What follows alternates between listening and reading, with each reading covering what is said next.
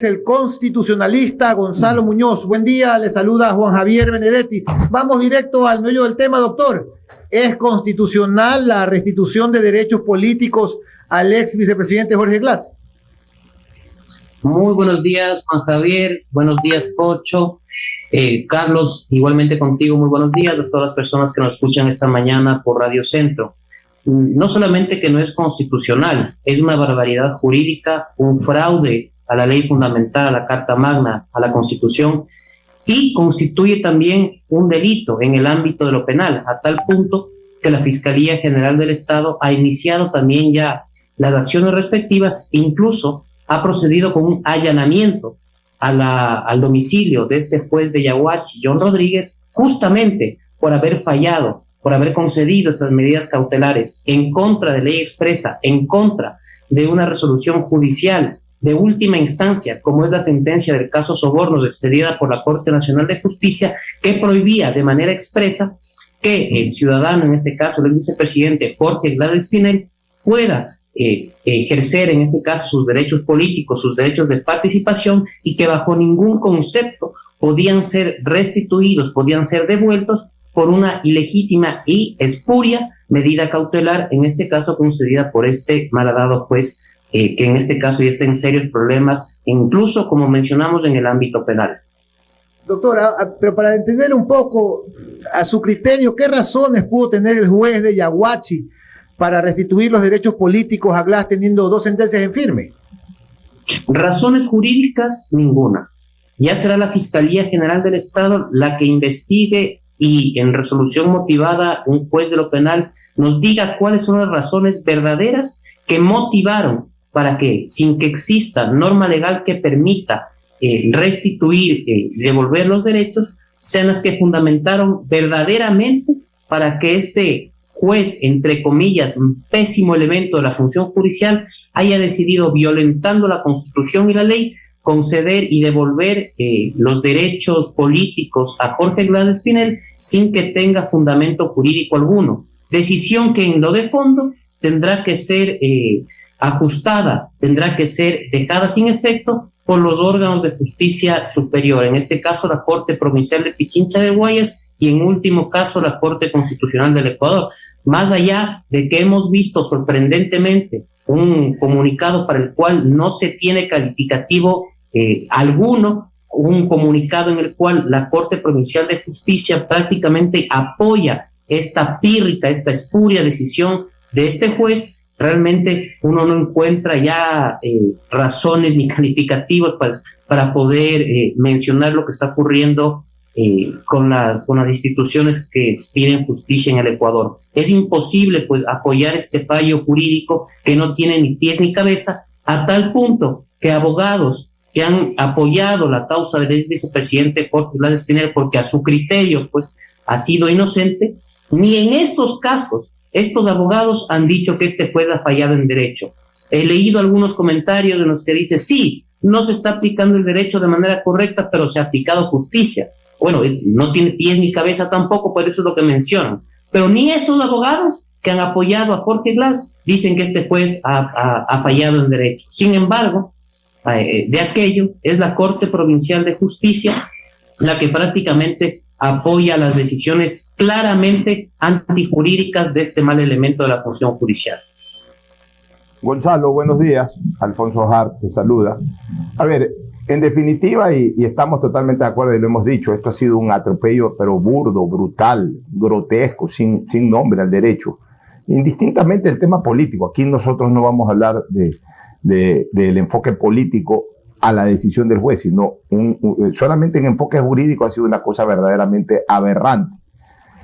Ahora, a pesar de que ellos en el fondo deben haber sabido de que aún con esta sentencia era imposible la calificación de la candidatura de Jorge Glass, porque en el caso del Consejo Nacional Electoral, en tiempo de campaña, el Consejo Nacional Electoral se blinda de todo tipo de decisión judicial y únicamente responde en tema de litigio o de duda a resoluciones del Tribunal Contencioso Electoral. O sea que tranquilamente el Consejo Nacional Electoral bloqueaba, objetaba la candidatura de Jorge Glass y no había manera de reparar eso si no hubiese sido por una decisión del Tribunal Contencioso Electoral. Pero más allá de aquello, Gonzalo, a mí me parece de que aquí hay mensajes. Esto de aquí termina generando dos tipos de mensajes. El primer mensaje es de que nuevamente comienza a haber una especie de medición de fuerza de lo político judicial. Y el correísmo lo que le está diciendo al país es, hey, estamos recuperando de alguna manera el poder judicial. Ahora la pelea es contra la fiscal y contra los que se nos resisten, pero ya tenemos nuevamente huestes a favor dentro del ámbito judicial. Y es una especie de medición de fuerza. Porque ese juez está seguro que si el correísmo gana las elecciones, vuelve tranquilamente, sin ningún problema. Y lo segundo es también enfocar o develar de que en este momento el correísmo comienza a concentrarse en algo que es vital para ellos, la recuperación de derechos políticos. Entonces lo ponen como avant premier, como rompehielo a este tema de Glass. Pero en el fondo lo que les interesa es permitir la recuperación de los derechos políticos de todos ellos, incluido la cabeza, que es Rafael Correa Delgado, porque ellos tienen en mente, y entre ceja y ceja, que Correa sea nuevamente candidato, si se puede el 25 o si no el 29, pero de que Correa va a volver a ser candidato algún día, lo va a volver a hacer. Entonces ya están trabajando en eso y creo que finalmente todo esto que se dio con esta acción constitucional está buscando reafirmar aquello, Gonzalo. A ver, Pocho, ¿qué es lo que sucede aquí? Aquí el mensaje que se está dando a la ciudadanía es que con protervos fines no políticos, sino con protervos fines politiqueros, se puede hacer tabla rasa y trapear con la Constitución sin importar de que exista una prohibición expresa, porque la Constitución es clarísima. Dice que, según se incluyó en la consulta popular del año 2018, que fue aprobada en febrero de 2018 con amplia mayoría, no pueden ser ni candidatos, dignatarios, ni ejercer cargo público alguno quienes hayan recibido sentencias condenatorias por enriquecimiento ilícito, cohecho, concusión, peculado, entre otros tipos de delitos.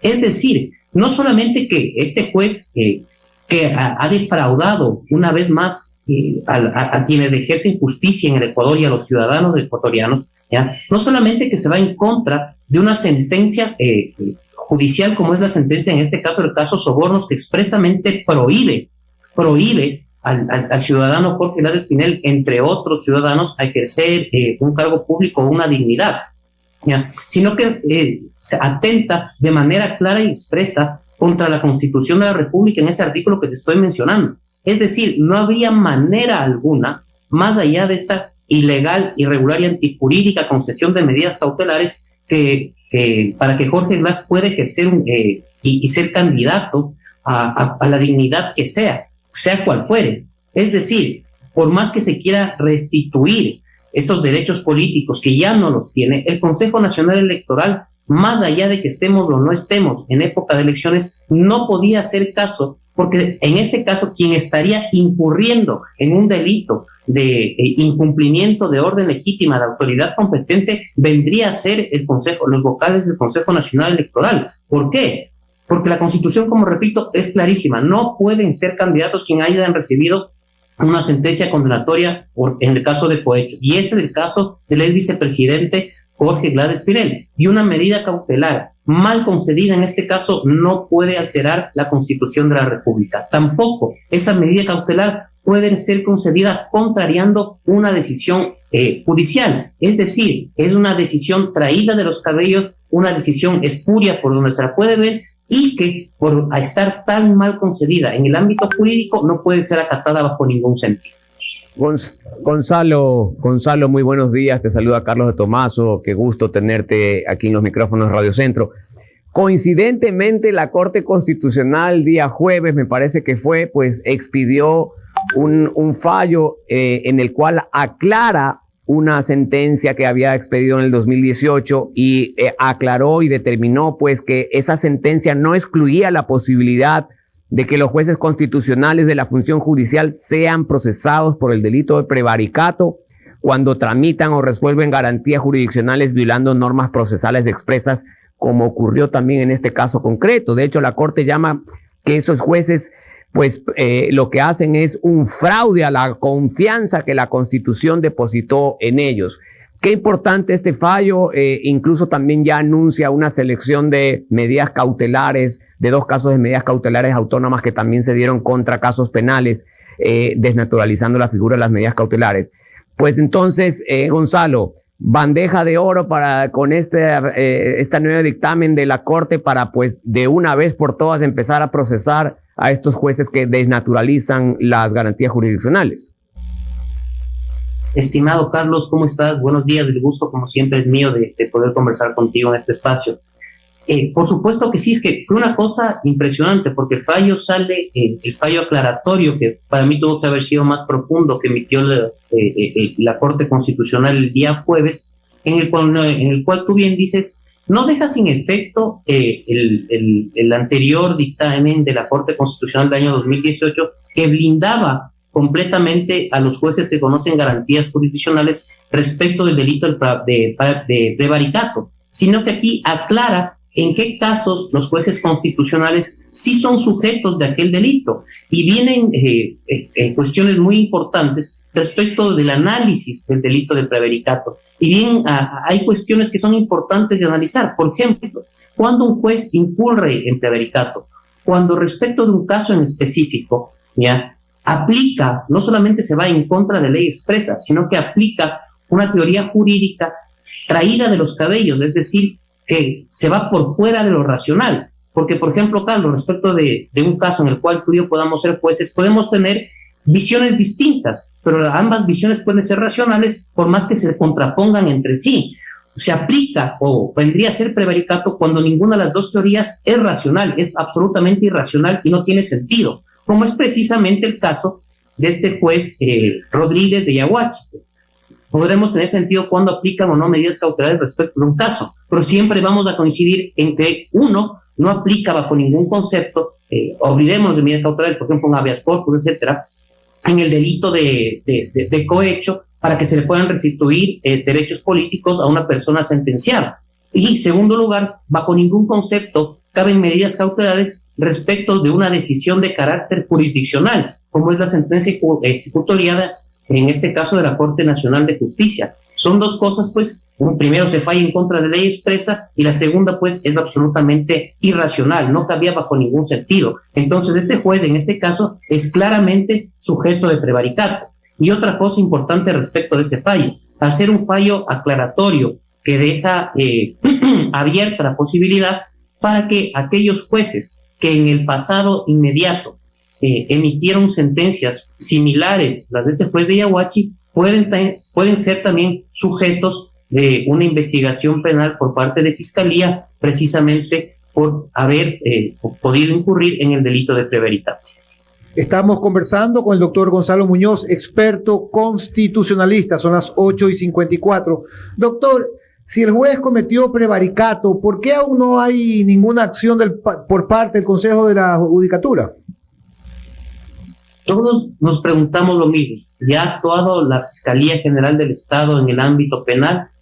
Ha existido un pronunciamiento importante vía redes sociales y una que otra entrevista en lo que le corresponde al presidente de la Corte Nacional de Justicia, que dice que ningún juez con este fallo de la Corte Constitucional está por fuera de la ley en sus actuaciones, incluso en materia penal, como es el caso de prevaricato. Se ha expresado en lo que le corresponde al presidente de la Corte Nacional de Justicia. Lo han hecho también distintos ámbitos, abogados que conocen de la materia, y sorprende que en lo que le corresponde al ámbito administrativo, sancionatorio, como es el Consejo Nacional de la Judicatura, no haya dicho esta boca es mía. No ha emitido un comunicado, sus integrantes, sus vocales no han dicho una sola palabra, y pues es realmente sorprendente porque en otras cuestiones que no le corresponden, como por ejemplo en control disciplinario a la Fiscal General del Estado, ahí sí están primeritos para hacer cuestiones incluso por fuera de la ley. Realmente nos queda esperar hasta el día de hoy porque ya se les va el timing para ver si dicen algo, pero realmente sorprende el silencio cómplice, en este caso, del Consejo Nacional de la Judicatura. Sí, Gonzalo, pero en esto sí vamos a discrepar. Yo en ese sentido sí estoy de acuerdo que el Consejo de la Judicatura no tiene por qué pronunciarse porque es exclusivamente disciplinario.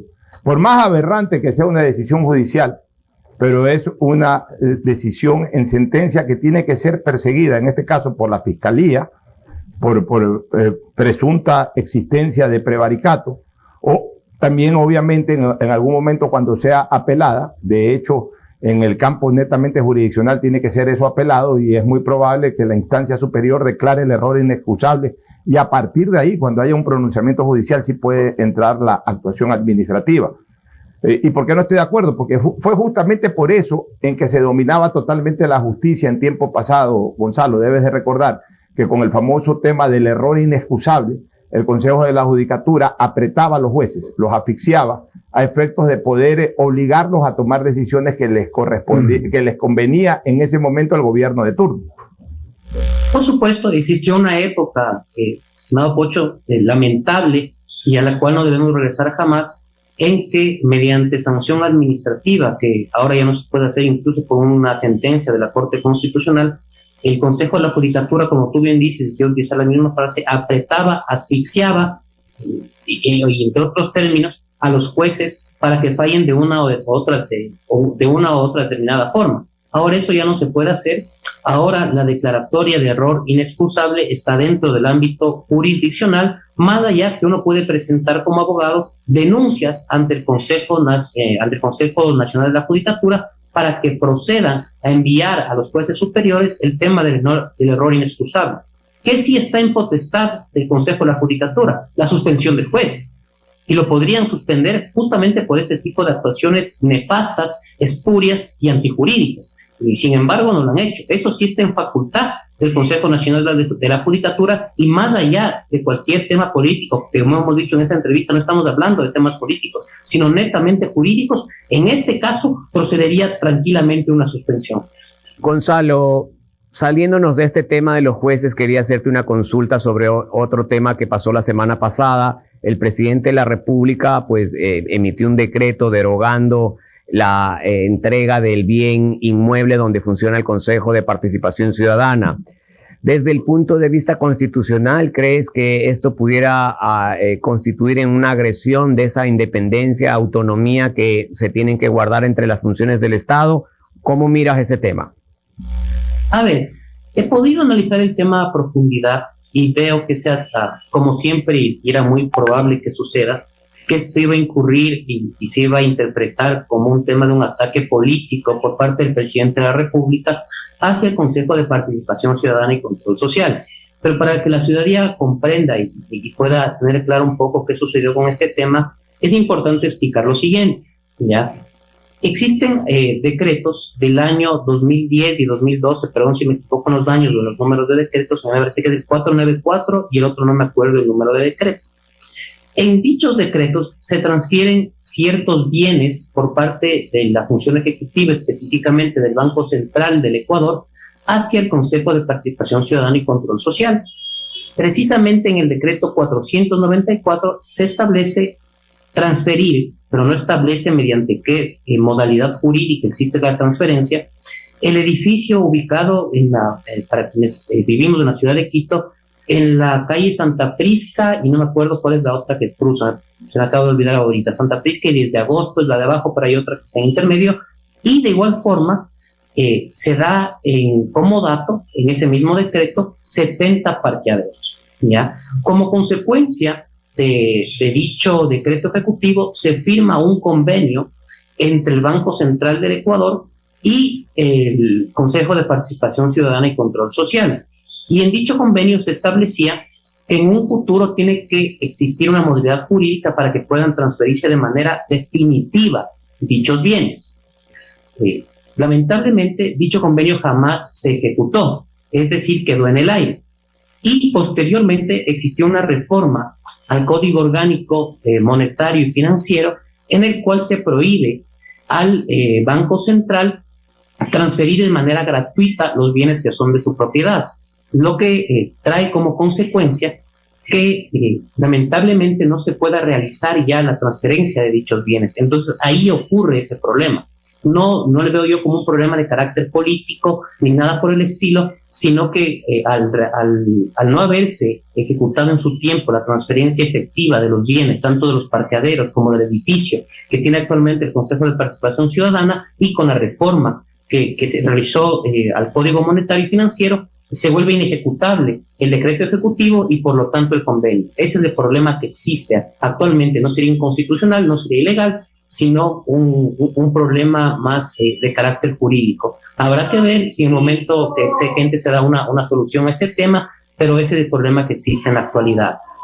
Doctor Muñoz, ya nos ha dejado entrever el expresidente Correa que quiere volver para ser candidato a la presidencia de la República. ¿Qué debería pasar para que Rafael Correa y Jorge Glass puedan ser candidatos para futuras elecciones? Bueno, él ya ha dicho que el expresidente Correa, lo único que aspira para que el movimiento suyo, sus candidatos lleguen al poder, no es pensar seriamente en los problemas que le afectan al Ecuador y al país, sino única y solamente ver cómo soluciona el tema de su impunidad y sus problemas judiciales, a tal punto que en una entrevista concedida a Diario El País ha dejado claro que él llamaría una Asamblea Nacional Constituyente para dejar sin efecto el tema de sus sentencias judiciales, entre otras cosas que actualmente le molestan. Por ejemplo, el tema de la Corte Constitucional, le ha mencionado varias veces que no puede ser posible que el sistema jurídico en el cual existe un control abstracto y concreto de constitucionalidad sea posible que deje sin efecto decisiones como decretos ejecutivos, entre otras cuestiones más. Entonces quiere corregir eso en una asamblea constituyente, pero el principal objetivo es garantizar su impunidad, lo cual efectivamente no es correcto. Muchísimas gracias al doctor Gonzalo Muñoz, experto constitucionalista. Clarísimo. Buen día.